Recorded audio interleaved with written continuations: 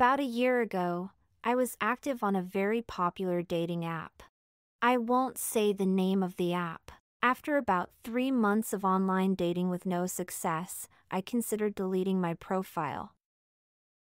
Suddenly, I received a message from a very handsome guy who we'll call Tyler. Tyler was about 5'10" with green eyes and brown hair. He was very adventurous, quite like me, and we really hit it off. After about a week of chatting on the app, we decided to meet in person. He asked me out on a date, and I said yes. It was a Friday evening, and we decided to go out for drinks at a local pub in the downtown area of our small, New England town.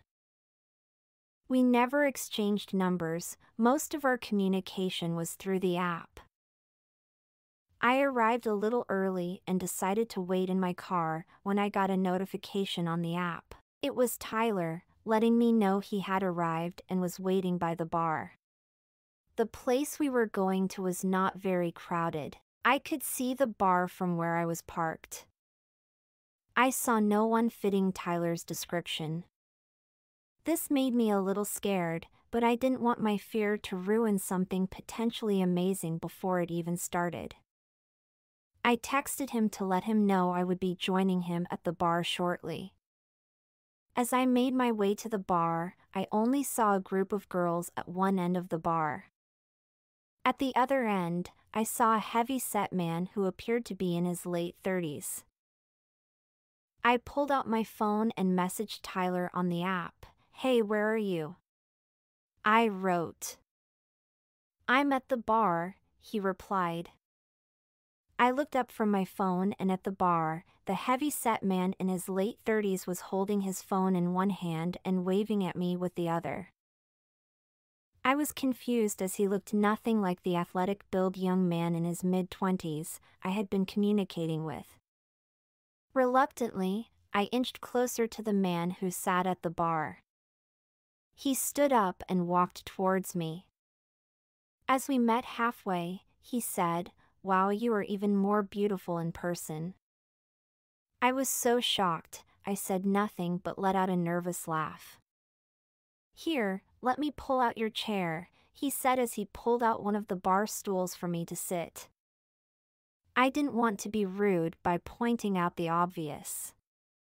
He was quite polite, so I decided I would have at least one drink before leaving. Tyler mostly spoke the entire time we sat at the bar. He even mentioned how much quieter I was in person. While he was talking, I sent my best friend Cassie my location and told her to call me back with a fake emergency. About 5 minutes after I texted her, Cassie called me. I told her, "Oh my goodness, I'll be right there."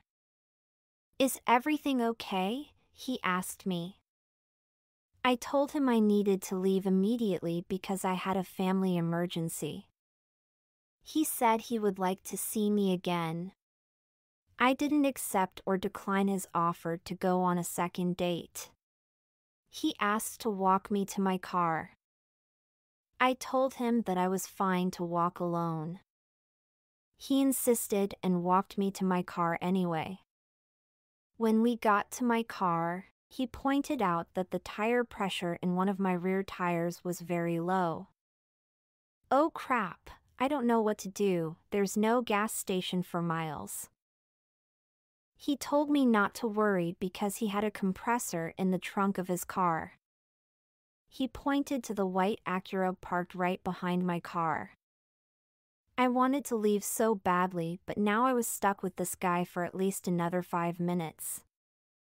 I watched him as he filled my tire with air. Then my phone rang, and it was Cassie asking me if I was okay. I walked away from the car while I spoke with her. When I returned, he was finished filling my tire and I thanked him. He then asked me for my phone number. I was too nervous to tell him the truth, that I wasn't interested in him. Instead, I gave him a fake number. He put the number in his phone, and we said goodbye. I was so relieved when the date ended and knew for sure I wouldn't be seeing him again. When I got home that night, I deleted my profile on the dating app. The next morning, I went to the gym like I did every morning. I was there for only 5 minutes before I spotted Tyler walking in my direction. I turned around quickly hoping he wouldn't see me, but within seconds he was standing in front of me. "Good morning, gorgeous," he said. "It's lovely seeing you here today." "Oh, hi there," I said. "I didn't know you got to this gym too. I've never seen you here before." He chuckled and said, "Yeah, I just started here today." I couldn't believe it. I thought I had escaped this creep last night. His mood changed from happy to annoyed when he said, "I noticed that your phone is out of service and you disappeared from the app too." I nervously said, I deleted my profile. I just noticed I don't have any time for dating anymore." He said okay and he walked away. I was glad I told him I wouldn't be dating anymore, and he seemed to take it well. I finished my workout and left the gym, trying not to look in his direction. After the gym, I decided to make a quick stop at the grocery store.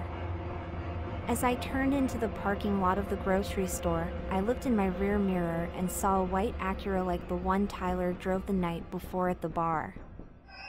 I didn't want to believe he was following me, so I naively thought that maybe it was another coincidence. I parked my car and got out while looking around and saw Tyler's car parked across from mine. He was glaring at me as I walked into the grocery store, but I pretended not to see him. I immediately called my best friend Cassie and told her what happened. She was very concerned and thought I should call the police, but didn't think it was necessary. After leaving the grocery store, I returned to the parking lot and Tyler's car was no longer there. The next few days for me were normal. About 3 days after I saw him in the grocery store parking lot, I ran into Tyler again. It was at a party that my friend was throwing at his house. This party was a small gathering of about 20 people. There is no way someone could have been at this part unless they knew the host and were personally invited by him. I couldn't believe it. What the heck? I said to my friend Cassie, who also a guest at the party, "What's up?" "You look like you saw a ghost," she said. I told her that the creepy guy from the app was standing by the drinks. He saw us looking at him and he walked over to us. "Hello, ladies," he spoke. Cassie is more outspoken than I am, so she just came right and asked him if he had been following me, which he denied. Shortly after, the host of the party walked over to greet us and thank us for coming. He asked if we were going to introduce him to our friend, referring to Tyler, who trying not to make eye contact. Cassie told him that Tyler wasn't our friend, and before the host could respond, Tyler ran out of the party. We tried to chase him, but he was too quick for us. He ran into his car and sped off. After Tyler left, we learned that our friend who was throwing the party had no idea who he was.